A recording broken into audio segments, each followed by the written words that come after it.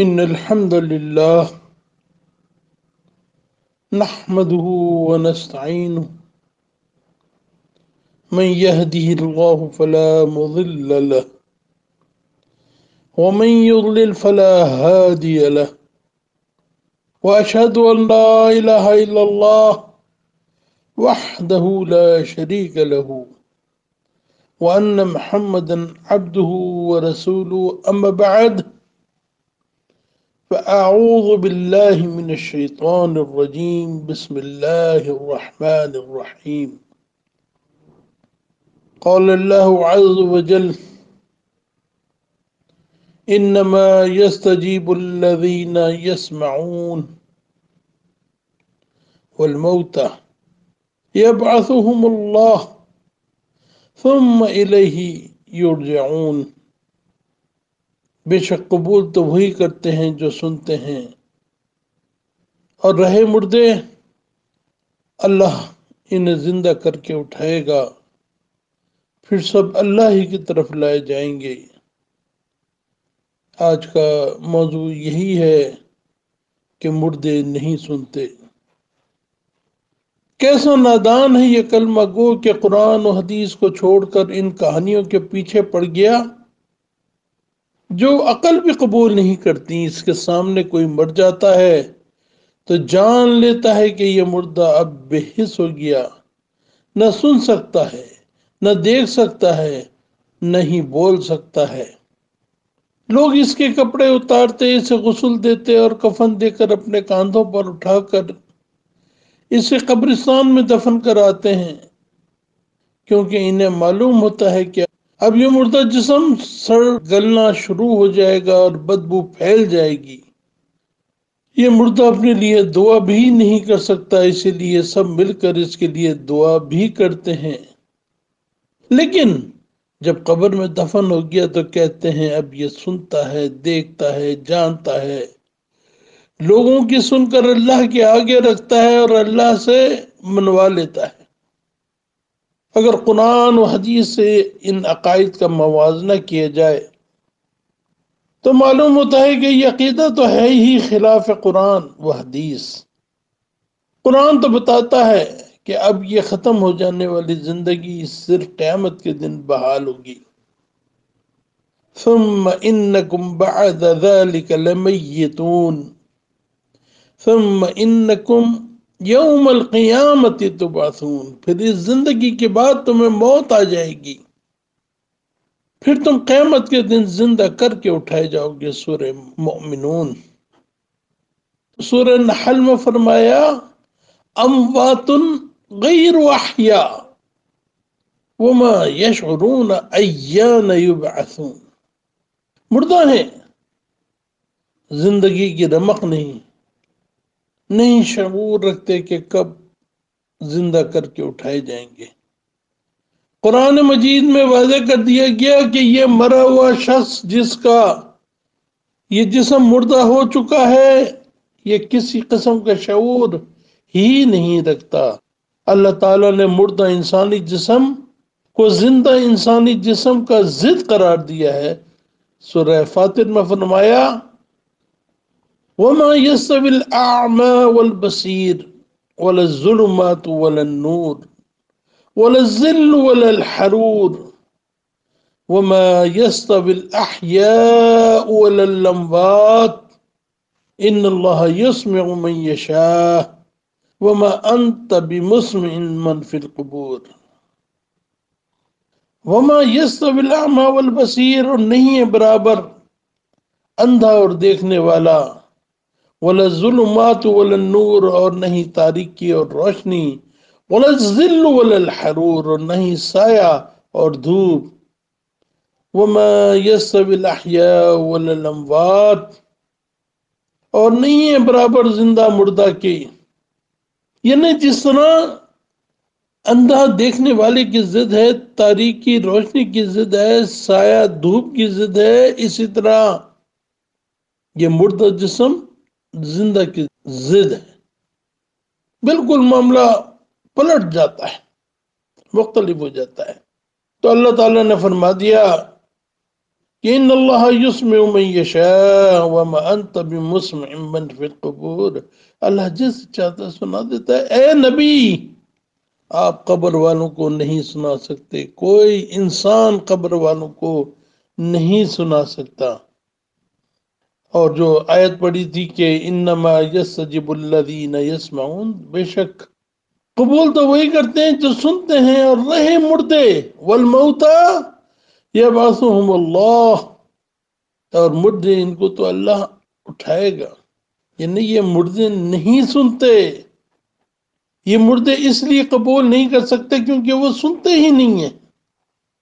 فرمایا انک لا تسمع الموتى، آپ مردہ کو نہیں سنا سکتے۔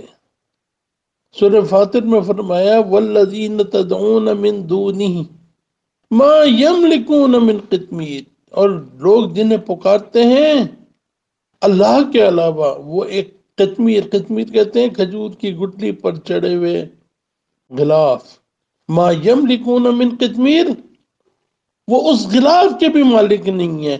ان تدعوہم لا يسمعوا دعاءکم، اگر تم ان کو، ان تدعوہم، اگر تم ان کو پکارو، لا يسمعوا دعاءکم، یہ تمہاری پکار بھی نہیں سن سکتے۔ وَلَوْ سَمِعُوا، کاش کوئی ایسی بات ہو جائے، کوئی ایسا زبردست معاملہ ہو جائے کہ یہ سن بھی لیں تو مستجاب لکم، مالک نے فرمایا کہ تمہارے کسی کام نہیں آ سکتے۔ وہ یوم القیامت یکفرون بشرککم، اور قیامت کے دن تمہارے شرک کا انکار کر دیں گے۔ یعنی یہ کیا شرک، مردوں کو سمجھنا کہ یہ داتا اور دستگیر مشکل کشا اور حاجت روا ہیں، ان کو پکارنا کہ یہ ہماری پکار سنیں گے اور یہ ہمارے کسی کام میں آ جائیں گے۔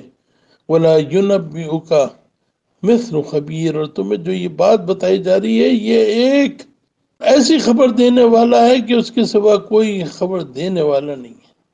اور یہی بات سورہ احقاف میں فرمائی کہ وَمَنْ أَضَلُّ مِمَّنْ يَدْعُو مِن دُونِ اللَّهِ مَن لَا يَسْتَجِيبُ لَهُ إِلَى يَوْمِ الْقِيَامَةِ وَهُمْ عَنْ دُعَائِهِمْ غَافِلُونَ، اس شخص سے بڑھ کر گمراہ کون ہو سکتا ہے جو اللہ کے سوا ان لوگوں کو پکارتا ہو جو قیامت تک اس کی داد رسی نہیں کر سکتے، وہ تو ان کی پکار ہی سے غافل ہے۔ بتایا کہ تم انہیں پکار رہے ہو لیکن وہ تمہاری پکار سے غافل ہیں، انہیں معلوم ہی نہیں، یعنی انہیں معلوم ہی نہیں کہ تم انہیں پکار رہے ہو۔ ان دلائل سے ثابت ہوا کہ مردہ کا سماع ثابت نہیں۔ اب ہم آتے ہیں ان روایات کی طرف جن سے لوگ مردے کا سماع ثابت کرتے ہیں۔ اس بارے میں یہ بات پیش کی جاتی ہے کہ جب نبی صلی اللہ علیہ وسلم مدینے میں قبروں کے پاس سے گزرے تو کہا السلام علیکم یا اہل القبور یغفر اللہ لنا ولکم انتم سلفنا ونحن بالاصل، اے قبر والوں، قبر کہ باسیوں تم پر سلامتی ہو، اللہ ہماری اور تمہاری مغفرت فرمائے، تم ہم سے پہلے جانے والے ہو اور ہم تمہارے بعد جانے والے ہیں۔ دیکھیں اس روایت کو البانی نے ضعیف قرار دیا ہے، حوالہ ہے المسند موضوعی جامع الکتاب العشرہ باب ذکر عند زیارت القبور جلد 13 اور صفحہ 136۔ سب سے پہلی بات تو یہ ہے کہ یہ روایت ہی صحیح نہیں بلکہ ضعیف ہے۔ دوسری بات یہ کہ یہ ایک دعا دی گئی ہے، اس سے مراد سنانا نہیں، جیسے کہ عمر رضی اللہ تعالی انہوں نے حجر اسود کا بوسہ دیتے ہوئے فرمایا کہ انی اعلم انک حجر، میں جانتا ہوں کہ تو ایک پتھر ہے، لا تضر ولا تنفع، کہ تو نہ کسی کو نقصان پہنچا سکتا ہے نہ ہی کسی کو فائدہ۔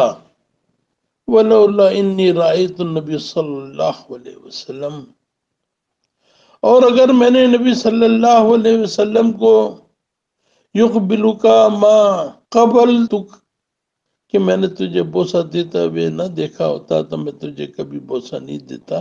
سوچیں کیا پتھر سنتا ہے؟ عمر رضی اللہ تعالیٰ عنہ سنا رہے ہیں، یہ ایک دل کی کیفیت ہے، اس سے مراد سنانا نہیں۔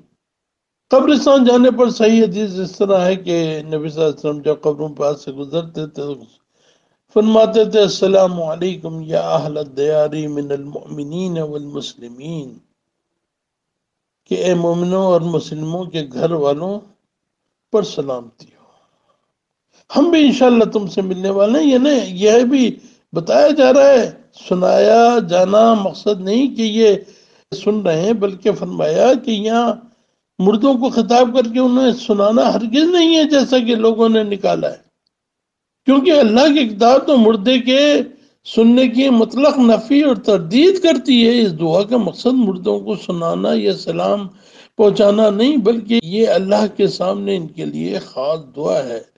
اور ہر زبان کا یہ قاعدہ ہے کہ بعض اوقات غائب کو حاضر بنا لیتے ہیں، جیسے کسی کا باپ فوت ہو جاتا ہے، اس کی دی ہوئی نیکی کی تربیت بیٹے کے کام آتی ہے، تو وہ کہتا ہے اے میرے باپ اللہ تم پر، اے میرے ابا اللہ تم پر کروڑ ہا رحمت کرے، کیسی اچھی تعلیم دی ہے، آج میرے کام آ رہی ہے۔ حالانکہ باپ وہاں موجود نہیں ہوتا اور نہیں باپ کو سنانا مقصود ہوتا ہے، البتہ یہ اولاد نے باپ کو یاد کیا تو اس کے لیے دعا کی۔ اس سے قبل بھی دوسری جگہ یہ حدیث پیش کر دی گئی تھی کہ جب ہم صلوات میں تشہد میں بیٹھ کے السلام علیکم یا ایھا النبی رحمۃ اللہ وبرکاتہ، اے نبی آپ پر سلامتی ہے، السلام علینا علی عباد اللہ الصالحین، تو بخاری کی روایت کے مطابق یہ ہر نیک بندے کو پہنچ جاتی ہے، چاہے وہ زمین پر ہو یا آسمانوں میں، یعنی چاہے وہ زندہ ہو یا وہ مر کے آسمانوں میں جا چکا ہو۔ تو اب کوئی زندہ ہوتا ہے تو اس کو کوئی سامنے پیش نہیں کی جاتی ہے۔ سماع موتا کے قائلین قلیب بدر والی حدیث بیان کر کے نہ صرف مردوں کا سماع ثابت کرتے ہیں بلکہ صحابہ اکرام پر الزام تراشی کرتے ہیں کہ سماع موتا کا مسئلہ صحابہ اکرام کا اختلافی مسئلہ تھا۔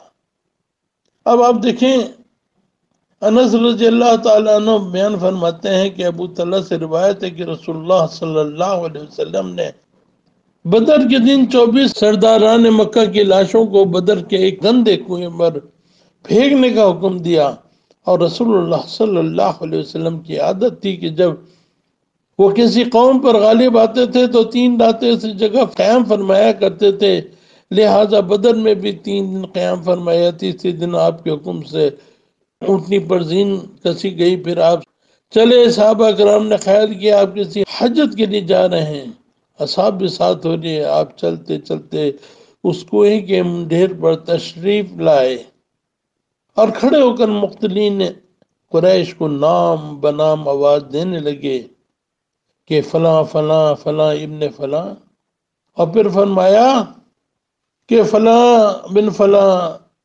ایسرکم انکم اطعتم اللہ ورسولہ، تمہارے لیے بہتر تھا کہ تم اطاعت کرتے اللہ اور اس کے رسول کی، فَإِنَّا قَدْ وَجَدْنَا مَا وَعَدَنَا رَبُّنَا حَقًّا، پر ہم نے تو پا لیا اپنے رب کے وعدے کو سچا، فَهَلْ وَجَدْتُم مَّا وَعَدَ رَبُّكُمْ حَقًّا، کیا تم نے بھی اپنے رب کے وعدے کو سچا پا لیا؟ تو یہاں عمر رضی اللہ تعالی عنہ کہتے ہیں یا رسول اللہ ما تکلم من ازاد لا ارواح لها، اے اللہ کے نبی، اے رسول اللہ، آپ ایسی لاشوں سے خطاب فرما رہے ہیں جس میں روح نہیں، یعنی صحابہ کے عقیدہ کیا تھا کہ جس جسم میں روح نہ ہو وہ سن نہیں سکتی، اس کے سارے احساس و شعور قیامت تک کے لیے سلب کر لیے گئے۔ تو پھر اللہ کے نبی صلی اللہ علیہ وسلم فرماتے ہیں والذی نفس محمد بیدی، جو وہ ذات کے جس کے ہاتھ میں محمد کی جان ہے، ما انتم بی اسمع لما اقول منہم، تم ان باتوں سے زیادہ سننے والے نہیں جو میں ان سے کہہ رہا ہوں۔ قتادہ کہتے ہیں کہ یہ اللہ نے اس وقت ان کو زندہ فرما دیا تھا تاکہ وہ اس کی بات کو سن لیں، یعنی نبی صلی اللہ علیہ وسلم کی بات کو سن لیں۔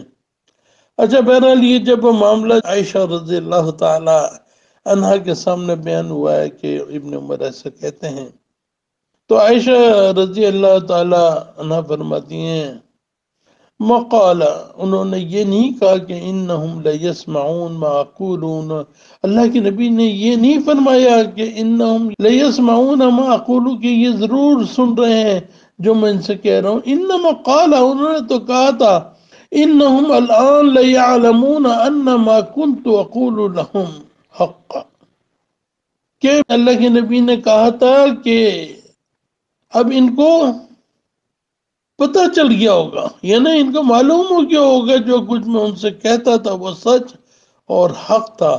اس کے بعد عائشہ رضی اللہ تعالی عنہ نے قرآن مجید کی آیتیں پڑھی ہیں کہ انک لا تسمع الموتى وما انت بمسمع من فی القبور، یعنی قرآن کی آیت پڑھ کے انہوں نے بتایا کہ ایسا ہو ہی نہیں سکتا کہ مردے سنتے ہوں.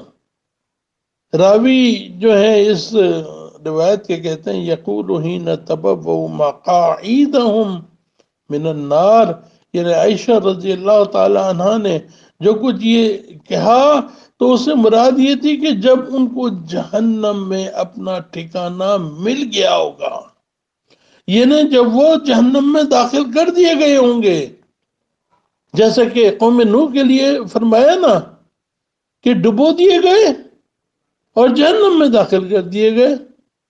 مما خطیاتہم اغرقوا وادخلوا النار، یہاں ڈبو دیے گئے وہاں جہنم میں ڈال دیے گئے. آل فرعون کے لیے کہا گیا کہ ان کو ایک بدترین عذاب نے گھیر لیا. کون سا عذاب؟ کہ صبح شام جہنم پر، یعنی صبح شام جہنم پر، یعنی ہمیشہ ہمیشہ جہنم پر. النار یعرضون علیہا، جہنم پر پیشی ہے ان کی. یہاں مر گئے، یہاں ڈبو کر ہلاک کر دیے گئے، وہاں جہنم پر پیشی ہے. تو اللہ تعالیٰ کا بیان کردہ قانون یہی ہے کہ ثم انکم بعد ذلک لمیتون، تم اس زندگی کے بعد موت آ جائے گی. ثم انکم یوم القیامت تبعثون، اور پھر تم قیامت کے دن زندہ کر کے اٹھائے جاؤ گے. تو لہذا یہ قرآن کا حتمی فیصلہ ہے. اور یہ جو فرقہ پرست کہتے ہیں اس بارے میں کہ صحابہ میں بھی اختلاف تھا، نعوذ باللہ، صحابہ ان لوگوں کی طرح ضد میں لڑنے والے نہ تھے. کسی ایک صحابی کا بھی عقیدہ نہ تھا کہ مردہ سنتا ہے. اسی لیے عمر رضی اللہ تعالی عنہ نے کہا کہ اے نبی، ایسے جسم سے کلام کر رہے ہیں جن میں روح نہیں. تو یہی سارے قرآن و حدیث کا مدعا ہے کہ مردہ نہیں سنتا.